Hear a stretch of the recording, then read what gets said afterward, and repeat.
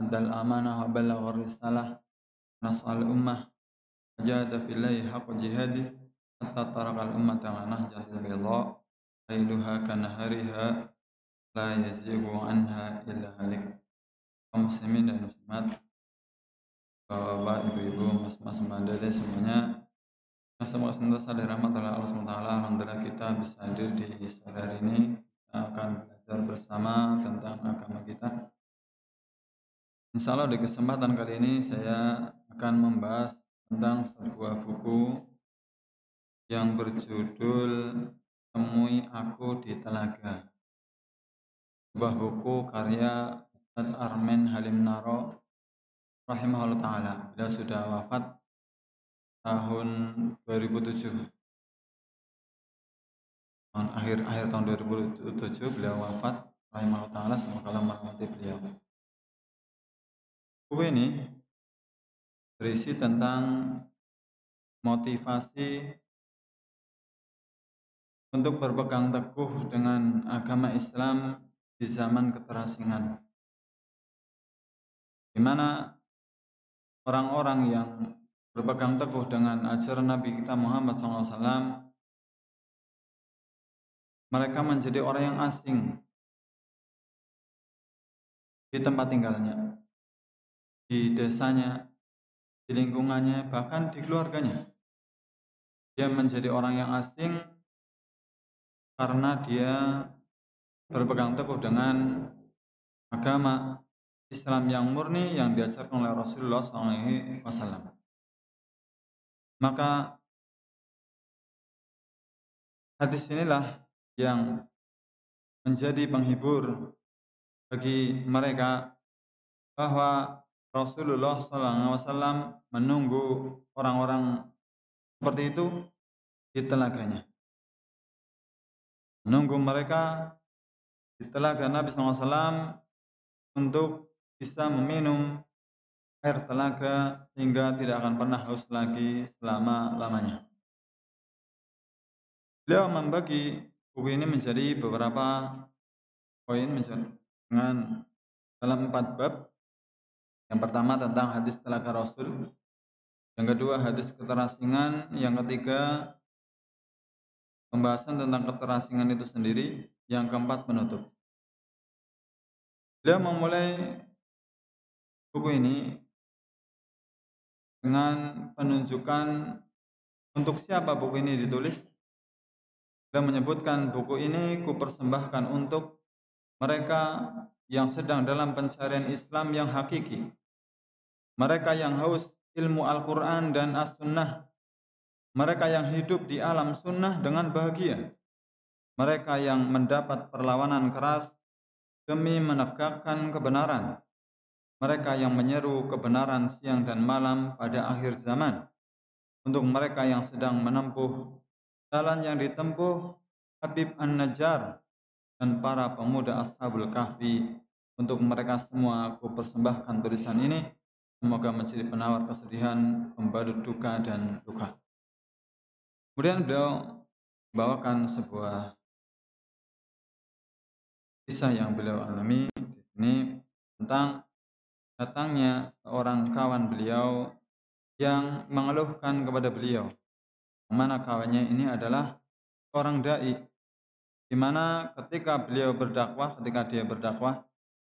cerita kepada penulis bahwa dakwah yang telah dilakukan itu panjang, tetapi perlakuan masyarakat kepadanya tidak sesuai yang diharapkan. Di mana dai tersebut dia sudah berusaha bertutur kata dengan mereka secara lembut, tetapi mereka membalasnya dengan perkataan kotor dan kasar. Beliau mengajak mereka kepada tauhid, tetapi mereka malah mengajaknya kepada syirik. Mencoba menyambung silaturahim dengan mereka, ternyata justru mereka berusaha memutuskannya. Beliau mencoba untuk mendekati mereka, tetapi mereka semuanya membalas beliau dengan umpatan dan juga cemoohan. Maka beliau merasa hidupnya dalam keterasingan. Dia merasa dirinya berada dalam keterasingan. Kenapa? Karena beliau beragama mengikuti tuntunan Rasulullah SAW dan juga para sahabatnya. Beliau berpegang teguh dengan sunnah Nabi, dengan ajaran Nabi kita Muhammad SAW. Maka beliau pun menenangkannya sambil mengatakan, itulah sunnah Allah. Itulah ketetapan Allah. Itulah hukum Allah yang telah berlaku. Manusia hanya tinggal menjalankan, manusia diperintahkan agar selalu istiqomah. Kurang lebih secara kesimpulan inilah yang beliau bahas di dalam buku ini, bahwa merupakan ketetapan Allah bagi orang-orang yang berpegang teguh dengan ajaran Islam yang murni yang diajarkan oleh Rasulullah SAW dan juga para sahabat beliau. Dia pasti akan mengalami keterasingan tengah-tengah masyarakatnya. Maka kita tetap berusaha untuk istiqomah. Kita tetap berusaha untuk istiqomah. Meskipun kita menjadi orang yang terasing di tengah masyarakat kita. Maka saudara-saudara kaum muslimin rahimakumullah, meski demikian orang-orang yang berpegang teguh dengan agamanya, meskipun dia terasing di tengah masyarakatnya, maka sebenarnya orang-orang inilah yang mereka adalah orang-orang yang berbahagia, orang-orang yang tenang, orang-orang yang berbahagia dengan rahmat Allah dan karunia-Nya. Mereka itulah orang-orang yang beruntung dengan taufik dari Allah Subhanahu wa taala. Mereka itulah ahlus sunnah wal jamaah. Orang-orang yang berpegang teguh dengan sunnah Nabi, dengan ajaran Nabi, dan mereka tetap berjamaah sama kaum muslimin. Maka beliau menyampaikan di sini tentang orang-orang yang demikian, yang berpegang teguh dengan sunnah di zaman ini. Mereka itu adalah orang-orang yang langka. Orang-orang istiqomah dengan kitab dan sunnah di zaman keterasingan, mereka adalah mutiara. Bagaimana tidak? Pada saat tenggelam, manusia tenggelam dalam maksiat, banyakkan mereka berpaling dari kebenaran dan tidak menoleh kepadanya, tapi dia tetap berpegang teguh dengan ajaran Islam. Maka kehilangan mereka sama artinya kita kehilangan sesuatu yang berharga dalam kehidupan kita. Karena itulah sebagian salaf mereka mengatakan, aku mendengar bahwa di suatu negeri salah seorang ahlus sunnah meninggal dunia, maka terasa salah satu anggota tubuhku copot. Dan ini dia, Sufyan Ats-Tsauri rahimahullah ta'ala, beliau mengatakan kepada salah seorang yang datang dari jauh, beliau mengatakan, jika engkau bertemu dengan seorang ahlus sunnah, sampaikanlah salamku. Sesungguhnya ahlus sunnah sekarang ini asing. Subhanallah. Sufyan Ats-Tsauri rahimahullah ta'ala, beliau hidup di abad ketiga Hijriah, beliau mengatakan ahlus sunnah di saat itu asing. Bagaimana lagi dengan ahlus sunnah yang ada di zaman kita? Kita telah merasakannya bersama. Dimana ketika kita berpegang teguh dengan ajaran Nabi kita Muhammad SAW, kita dikucilkan oleh masyarakat kita, dianggap berbeda, bahkan dianggap menyimpang, dicela, dianggap sesat, dan yang lainnya. Maka penulis menyampaikan, kiranya berpesan kepada kita, kiranya kalian bertemu dengan seorang ahlus sunnah, maka penulis memohon agar kalian bisa berlemah lembut dengannya. Berikan yang bisa antum berikan, jangan lecehkan dirinya di tempat dia membutuhkan pertolonganmu. Jangan tambah keterasingan dirinya dengan sikapmu kepadanya. Kemudian penulis menyampaikan, besar sekali bagi beliau kedudukan buku Rifqon Ahli Sunnah bi Ahli Sunnah. Jadi ada buku judulnya Rifqon Ahli Sunnah bi Ahli Sunnah. Sudah diterjemahkan, alhamdulillah. Katul ilmi, judulnya lembutnya dakwah Ahlus Sunnah. Ya, lembutnya dakwah Ahlus Sunnah. Ini buku yang bagus sekali, karya Syekh Abdul Muhsin bin Hamad Al-Abbad hafizahullah taala.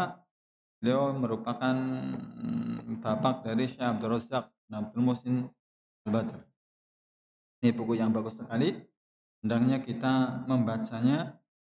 Bahkan beliau juga menulis lanjutan buku ini ada itu namanya wa marratan ukhra rifqan ahlas sunnah bi ahli sunnah.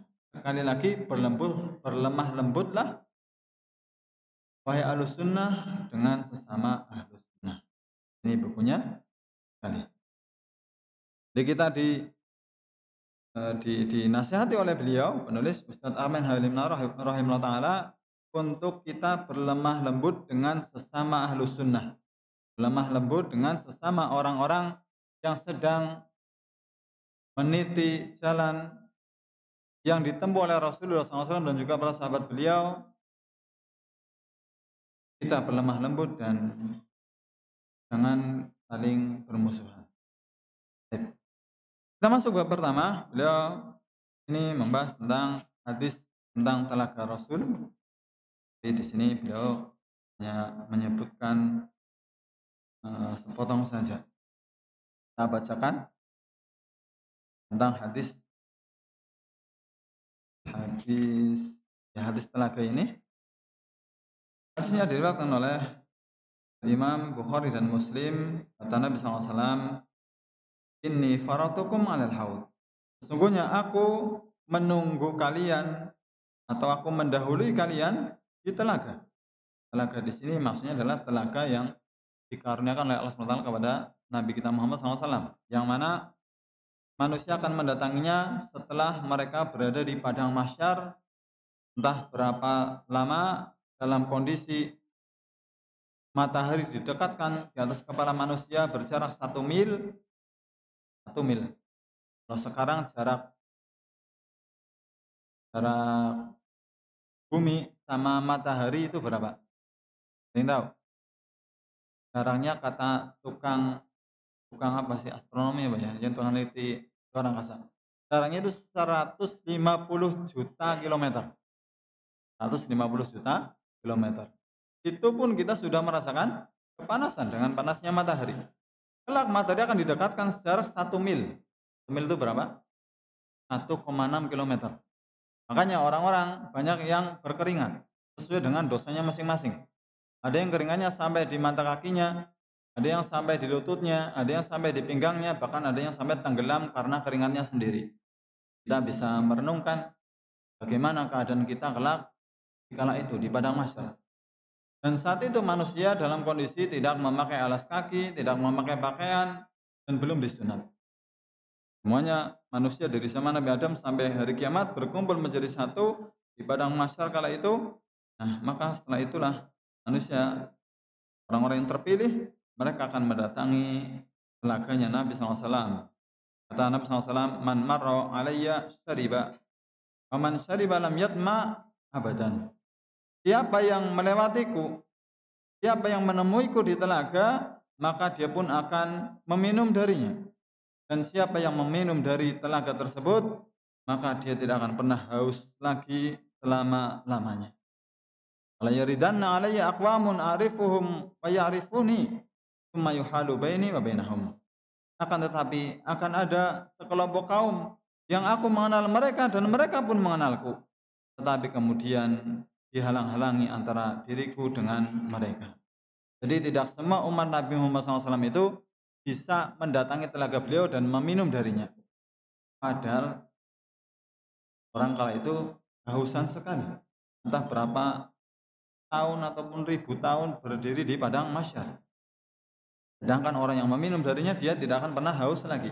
Tapi ada orang-orang yang terhalang dari mendatangi telaga tersebut dan meminum darinya. Maka Nabi SAW mengatakan innahum minni. Mereka itu adalah golonganku. Ayuqol, kemudian dikatakan kepada beliau, innaka la tadri ma ahdatsu ba'dak. Sesungguhnya engkau tidak tahu apa yang telah mereka adakan sepeninggalmu. Maka kata Nabi SAW, suhkon liman ghayyara ba'di. Dan Nabi SAW kepada orang-orang yang dihalau tadi, yang tidak boleh mendekati telaga, beliau menjauhlah orang-orang yang telah merubah-rubah agamaku sepeninggalku. Jadi tidak semua orang itu bisa meminum dari telaga Nabi. Hanya orang-orang pilihan. Mereka itulah yang kita bahas di pertemuan kali ini bahwa mereka adalah orang-orang yang berpegang teguh dengan ajaran Nabi kita Muhammad SAW hingga mereka pun terasing di tengah kaumnya sendiri. Ini hadis tentang telaga. Para ulama menyebutkan tentang orang-orang yang dihalau tersebut tadi, ada yang mengatakan mereka adalah pelaku dosa besar. Ada juga yang mengatakan mereka adalah para pelaku bid'ah, orang yang mengada-ada setelah Nabi kita Muhammad SAW. Berikutnya, beliau membawakan hadis tentang keterasingan. Hadis tentang keterasingan. Hadis ini diriwayatkan lebih dari 20 orang sahabat yang mulia. Dan ada banyak jalan atau banyak riwayat tentang ini. Kita sebutkan beberapa. Di antaranya dari Abu Hurairah radhiyallahu anhu, beliau mengatakan Rasulullah SAW bersabda, "Badal Islamu ghariban wa sayaudu ghariban wa sayaudu kama bada'a ghariban. Atuba lil ghuraba." Islam datang dalam keadaan asing dan akan kembali asing, maka beruntunglah bagi orang-orang yang asing. Tuba lil ghuraba, beruntunglah bagi orang-orang yang asing.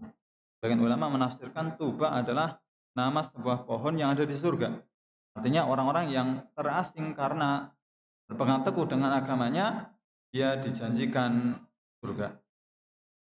Dalam riwayat yang lain, beliau ditanya, siapa mereka wahai Rasulullah? Kata beliau, kata Nabi SAW, alladzina yuslihuna idza fasadan nas. Mereka itu, orang-orang yang terasing itu adalah mereka yang berusaha memperbaiki manusia, mengajak kepada agama Islam yang sahih di saat banyak manusia itu sedang rusak.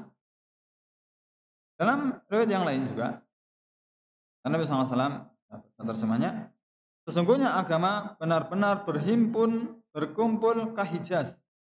Hijaz itu wilayah yang mencakup Mekah dan juga Madinah. Itu Hijaz.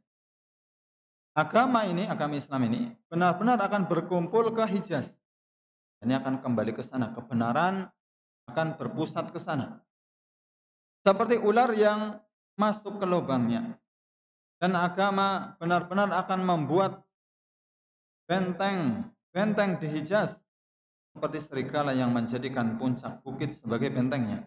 Dan sesungguhnya agama ini bermula dalam keadaan asing dan akan kembali asing. Maka berbahagialah, beruntunglah orang-orang yang terasing. Yang mereka itu, kata Nabi SAW, alladzina yuslihuna ma afsadan nasu min ba'di min sunnati. Mereka itu orang-orang yang terasing adalah yang memperbaiki manusia setelah manusia merusaknya, peninggalku dari sunnah. Jadi ajaran kan Nabi SAW. Kemudian dalam riwayat yang lain juga Nabi SAW menyampaikan tentang orang yang terasing ini ketika beliau ditanya siapa mereka, kata Nabi SAW, unasun salihuna fi unasin su'in kasirin man yasihim aktsaru mimman yuti'uhum. Mereka itu adalah orang-orang yang saleh di tengah manusia banyak yang buruk. Orang-orang yang mendurhakai mereka lebih banyak daripada orang-orang yang mentaati mereka. Hadis-hadis tadi adalah hadis-hadis yang sahih, yang hasan, yang sah datangnya dari Rasulullah SAW. Jadi Islam ini bermula dalam kondisi asing dan juga akan kembali asing sebagaimana permulaannya. Maka berikutnya beliau masuk ke bab yang ketiga, beliau berbicara tentang keterasingan. Di sini beliau membagi dalam beberapa poin. Yang pertama, bahwa keterasingan adalah sunnatullah yang sedang berlaku. Keterasingan adalah sunnatullah, ketetapan Allah yang pasti berlaku. Di mana orang-orang yang berpegang teguh dengan agamanya, dia akan dikucilkan, dituduh macam-macam, dianggap aneh, dianggap asing, dianggap sesat dan yang lainnya. Kita bisa melihatnya sendiri atau bahkan kita bisa merasakannya sendiri. Bagaimana sekarang orang-orang yang berpegang teguh dengan agamanya, dia justru dicap, yang aneh-aneh. Orang-orang yang menjauhi perbuatan bid'ah dituduh macam-macam. Para wanita yang berusaha menutup auratnya dengan baik dituduh macam-macam. Orang-orang yang berusaha mengamalkan ajaran Nabi SAW juga demikian. Maka ini adalah sunnatullah. Ini adalah ketetapan Allah. Orang yang berpegang teguh dengan agama Islam yang dibawa oleh Rasulullah SAW dan juga diamalkan oleh beliau dan para sahabatnya, maka mereka pun akan mengalami apa yang dialami oleh Rasulullah SAW dan para sahabat beliau, di mana mereka di awal keislaman mereka terasing, demikian juga kita yang sekarang berada di zaman akhir, ya, di akhir-akhir, ya, jauh dari zaman Nabi SAW, kita pun demikian. Kenapa kita terasing? Karena sekian banyak manusia tidak mengenal Islam yang benar. Sekian banyak manusia salah paham dengan Islam yang benar. Sehingga yang sunnah dianggap bid'ah, yang bid'ah dianggap sunnah, yang tauhid dianggap aneh gitu. Yang demikian banyak orang tidak mengenal agamanya dengan baik. Maka di sini beliau membawakan hadis Hudzaifah bin Yaman. Orang-orang banyak bertanya kepada Rasulullah SAW tentang kebaikan. Maka sebaliknya aku selalu bertanya tentang keburukan karena takut terjatuh ke dalamnya. Aku berkata, wahai Rasulullah, kami dahulunya dalam keadaan jahiliyah dan keburukan. Lalu datanglah kepada kami kebaikan ini, yakni Islam.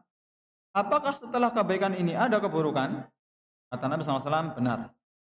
Aku berkata, apakah setelah keburukan itu ada kebaikan? Kata beliau, Nabi SAW, benar, akan tetapi berkabut. Aku berkata, apa kabutnya? Beliau menjawab, adanya satu kelompok mengambil petunjuk selain dari petunjukku. Engkau mengenal mereka dan engkau ingkari perbuatannya. Aku berkata, apakah setelah kebaikan tersebut ada keburukan? Benar, adanya juru dakwah di pintu-pintu jahanam. Siapa yang memenuhi panggilan mereka akan mereka masukkan ke dalam neraka. Jadi, betapa dahsyatnya kondisi di akhir zaman. Ternyata ada dai-dai bukan ngajak kepada surga tapi mengajak kepada neraka. Pastinya tidak serta-merta mereka mengajak ayo masuk neraka. Tentunya tidak. Tetapi mereka mengajak kepada kebatilan, namun mereka menghias-hiasnya dengan keindahan sehingga kebatilan itu nampak seperti kebenaran sehingga banyak orang tertipu, akhirnya mereka pun terajak untuk masuk ke dalam neraka. Merasa sedang beribadah ternyata sedang bermaksiat. Merasa sedang melakukan amalan yang berpahala ternyata melakukan amalan yang mengandung dosa. Dai-dai penyeru ke dalam neraka jahanam. Makanya kita harus hati-hati dalam mengambil ilmu. Kemudian aku berkata, wahai Rasulullah, berikan kepada kami ciri-ciri mereka. Maka beliau mengatakan, mereka dari bangsa kita dan berbicara dengan bahasa kita. Aku bertanya, wahai Rasulullah, apa yang kau perintahkan jika aku memperoleh masa tersebut? Beliau menjawab, berpegang teguhlah dengan jamaah kaum muslimin dan pemimpin mereka. Aku berkata, wahai Rasulullah, bagaimana jika mereka tidak memiliki jamaah dan pemimpin? Maka beliau mengatakan, asingkanlah dirimu dari semua kelompok tersebut, sekalipun engkau menggigit akar kayu. Sekalipun engkau menggigit akar kayu. Artinya, kita disuruh berpegang teguh dengan agama Islam yang diajarkan oleh Rasulullah SAW dan juga para sahabat beliau, agar kita tidak tersesat. Meskipun kita harus menggigit akar kayu. Kita disuruh berpegang teguh dengan agama ini. Dan kini kita berada di akhir zaman, di mana masa kita telah sangat jauh dari zaman Rasulullah SAW. Jika tadi Sufyan Ats-Tsauri yang hidup di abad ke-3 saja beliau merasa terasing, bagaimana dengan diri kita? Maka saudara-saudara kaum muslimin rahimakumullah,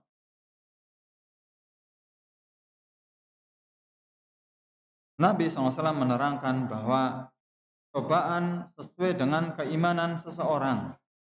Cobaan sesuai dengan keimanan seseorang. Demikian juga Allah menciptakan keburukan dan kejahatan menimpa seorang mukmin agar menambah pahala baginya. Maka ketika kita mengamalkan agama Islam ini, kita berpegang teguh dengan sunnah Nabi, menjauhi kesyirikan, menjauhi bid'ah, menjauhi maksiat, kita dalam keterasingan, maka tak usah bersedih. Hakikatnya kita sedang dipilih oleh Allah SWT untuk menjalani jalan ini. Iman kita sedang diuji dan Allah ingin menambah pahala untuk diri kita. Allah ingin menghapus dosa-dosa kita. Allah menjadikan kita insya Allah termasuk ke dalam golongannya orang-orang yang ditunggu oleh Nabi SAW di telaga beliau. Nabi SAW mengatakan, baca terjemahnya, sesungguhnya di belakang kalian merupakan hari-hari kesabaran. Orang yang sabar pada hari itu bagaikan orang yang menggenggam bara api. Orang yang beramal tatkala itu memperoleh ganjaran 50 orang yang beramal seperti amalannya. Salah seorang sahabat berkata, "Wahai Rasulullah, 50 orang dari mereka?" Beliau menjawab, "Tidak, tetapi 50 orang dari kalian," yakni dari sahabat. Jadi kita disuruh oleh Nabi SAW untuk berpegang teguh. Pegang teguh dengan agama ini, bahkan seperti orang yang menggenggam bara api. Mana orang yang menggenggam bara api itu harus digenggam. Bukan berarti boleh dilepas, justru harus digenggam.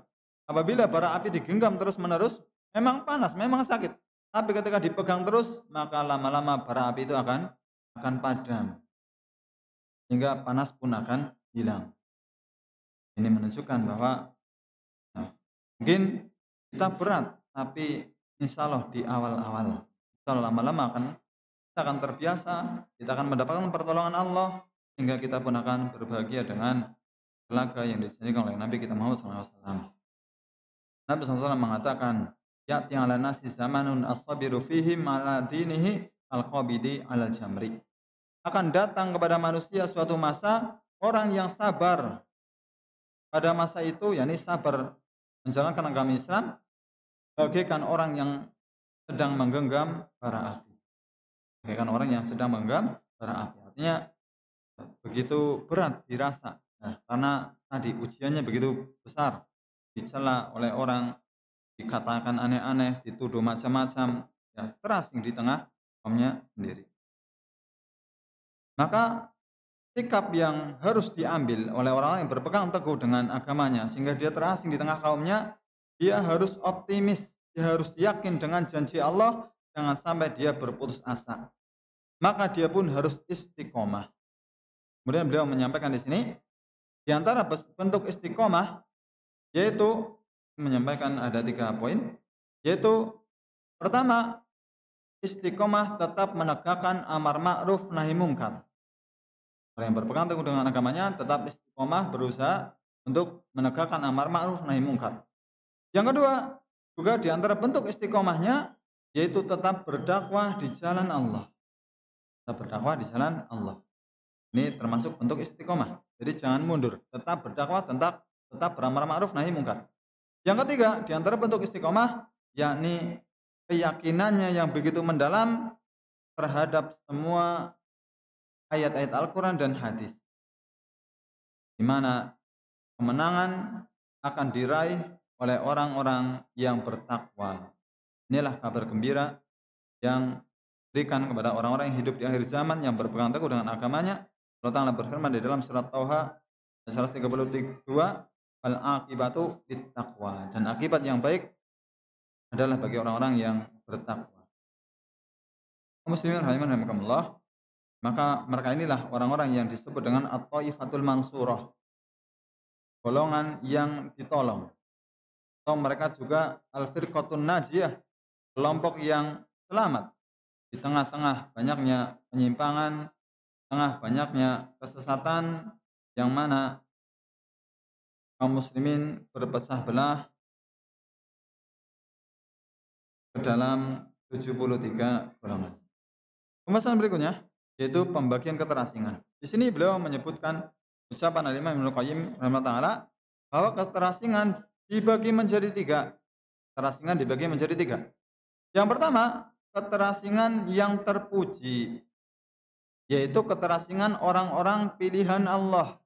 dan pengikut sunnah Rasulnya. Ini adalah keterasingan terpuji. Yani ketika orang itu berpegang teguh dengan agama Islam, dengan sunnah, maka dia menjadi terasing. Bukan karena dia mengasingkan diri, tapi karena dia itu berbeda dengan kaumnya, sehingga seolah-olah dia itu seperti orang yang asing, padahal di lingkungannya sendiri. Maka yang seperti ini adalah keterasingan yang terpuji. Yang kedua, yaitu keterasingan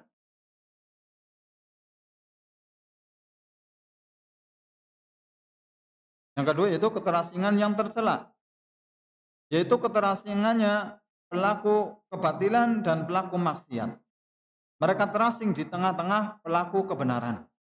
Orang-orang yang tersesat, orang-orang yang banyak melakukan kemaksiatan, mereka asing di tengah orang-orang yang baik.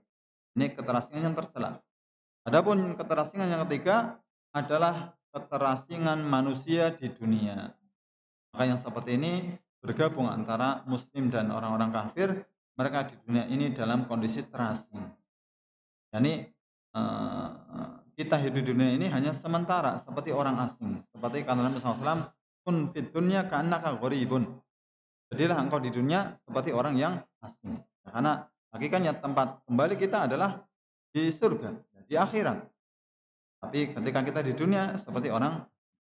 Pembahasan berikutnya keterasingan umat Islam. Maka keterasingan umat Islam yang pertama, umat Islam asing di tengah pemeluk agama lain. Jadi kalangan orang-orang kafir. Jadi umat Islam kalau dibandingkan orang kafir itu sedikit. Yang kedua, keterasingan ahlu sunnah wal jamaah di antara kalangan umat Islam. Ini seperti yang kita sebutkan sejak tadi, keterasingan orang-orang yang berpegang teguh dengan agamanya di tengah umat Islam itu sendiri. Bagaimana tidak asing, sedangkan ahlu sunnah itu adalah satu golongan di tengah-tengah 72 golongan yang lain. Yang semuanya tersesat kecuali satu golongan ini. Seperti yang dikatakan oleh Nabi SAW. Yang ketiga, keterasingan para penegak kebenaran dan orang-orang yang menyeru kepada tauhid. Ini mereka juga terasing. Orang-orang yang menegakkan kebenaran dan juga orang-orang yang menyeru kepada tauhid. Kemudian beliau juga membahas di sini keterasingan yang pertama, yaitu bahwasanya Islam itu asing di awalnya. Asing di awalnya. Mana enggak. Maksudnya di sini adalah yaitu orang-orang yang berada di atas kebenaran mereka asing karena mereka itu pengikut agamanya Nabi Ibrahim alaihissalam, ya agama yang hanif, mereka itu begitu terasing di tengah-tengah manusia. Yang mana ini terjadi sebelum Nabi SAW diutus. Orang-orang ini sangat sedikit sekali. Kemudian juga keterasingan sebelum kedatangan Islam. Maka mereka adalah orang-orang yang berada di atas kebenaran di tengah-tengah masyarakat yang jahiliyah, di mana mereka mengikuti agamanya Nabi Ibrahim yang telah sangat jauh sekali dari beliau. Misal ini adalah Zaid bin Amr bin Nufail dan juga Waraqah bin Naufal. Kemudian keterasingan Rasulullah SAW. Dia menyampaikan di sini setidaknya ada beberapa poin tentang keterasingan Nabi kita Muhammad SAW. Yang pertama, ya, jadi Nabi kita Muhammad SAW itu adalah orang yang asing di tengah kaumnya. Karena apa? Yang pertama, mereka berada di tengah-tengah bangsa Quraisy yang mereka menyembah berhala. Sedangkan Nabi SAW mengajak kepada tauhid. Ketika beliau berdakwah di tengah mereka, maka beliau menjadi orang yang asing. Yang kedua, keterasingan juga dirasakan oleh Nabi kita Muhammad SAW, di mana banyaknya penyimpangan dari ajaran yang hanif, ajaran Nabi Ibrahim alaihissalam. Karena Islam adalah juga agamanya Nabi Ibrahim alaihissalam. Tapi di zaman itu agamanya Nabi Ibrahim sudah banyak dirubah-rubah oleh manusia, tambah-tambah dan dikurang-kurangi. Yang ketiga, Nabi SAW juga terasing, ya beliau merasakannya karena permusuhan kaumnya terhadap beliau, permusuhan kaumnya terhadap beliau, hingga beliau merasakan terhasil.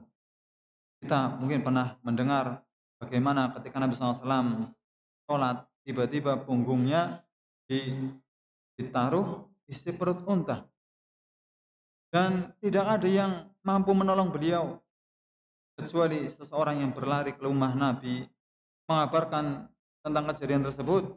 Maka kemudian berlarilah Fatimah, gadis kecil.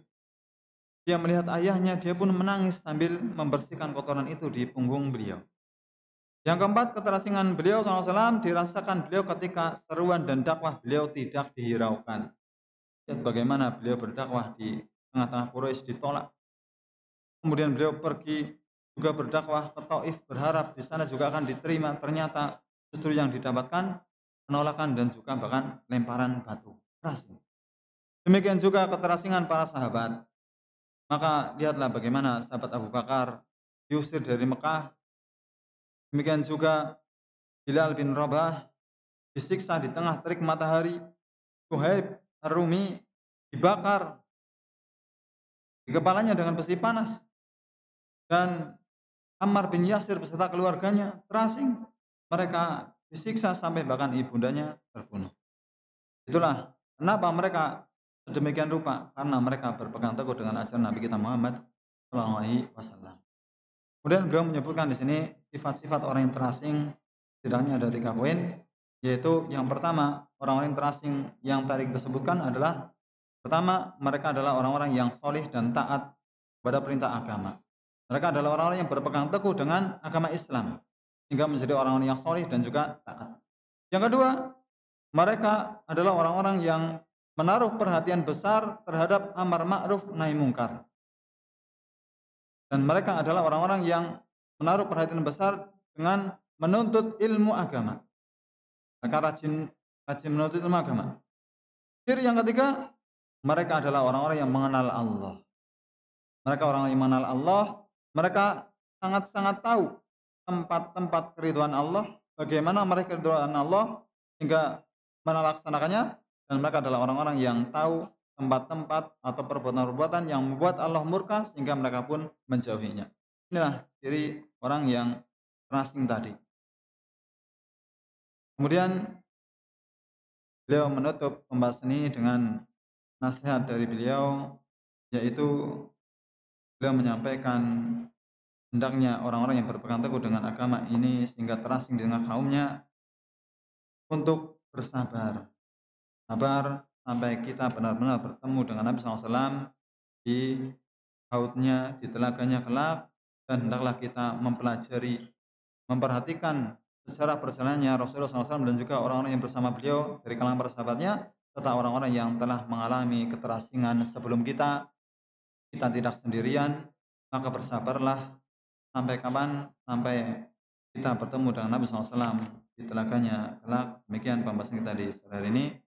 Semoga manfaat. Beliau menutup dengan hadis